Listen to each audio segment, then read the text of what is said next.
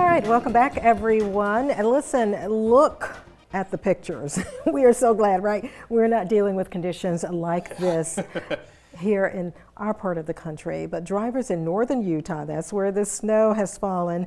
They faced snow-covered roads after winter storms swept through their region over the weekend. That is a lot of snow. Yeah, and every time I think and dream of living in the mountains someday, that's a no-can-do for me, Tina. I love the sunshine we have. Yes, beautiful out today, and your Savannah Cam view showing you River Street right now. Lots of sunshine, and it has even matched the look out there in terms of the feel. Temperatures are now 69 degrees. It was briefly above 70 last hour, but winds now out of the east-southeast about 10 miles per hour are bringing a slightly milder air mass off the water. Either way, though, no complaints. A nice one to head out this evening. Temperatures fall through the 60s, and we'll be dealing with a chilly 50s though after about 8 o'clock or so. One thing to look for tomorrow morning, and by the way, Viper radar is clear and dry on land. One thing we're looking for tomorrow morning is the possibility of locally dense fog. Not as widespread or as severe as what we saw for our Monday morning, but we will find those areas of dense fog setting up mainly inland of I-95 and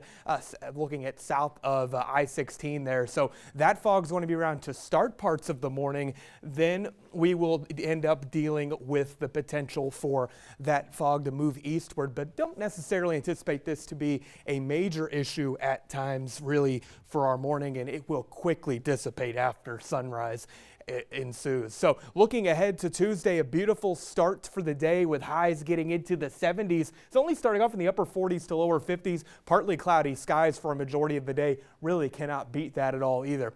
Very broad high pressure continues to now build in over the eastern U.S. and this is going to be the case for a lot of the week. Not a rain chance in sight until about Friday into Saturday. Temperatures will be 10 to 15 degrees above normal for several days on end, and this includes mild mornings too.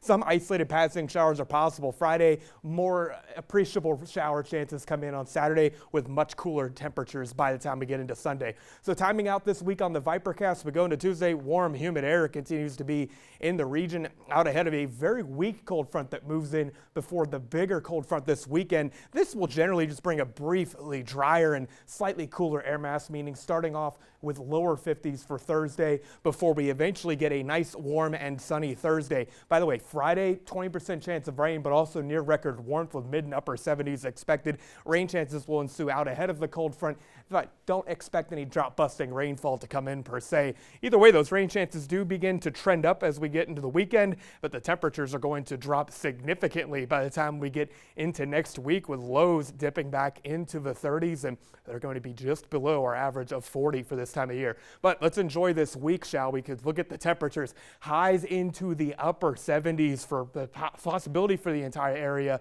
on Friday before those highs come dipping down next week. Now that does bring the cooler pattern, but the long range guidance is suggesting that temperatures will be right around average, if not slightly below by next week.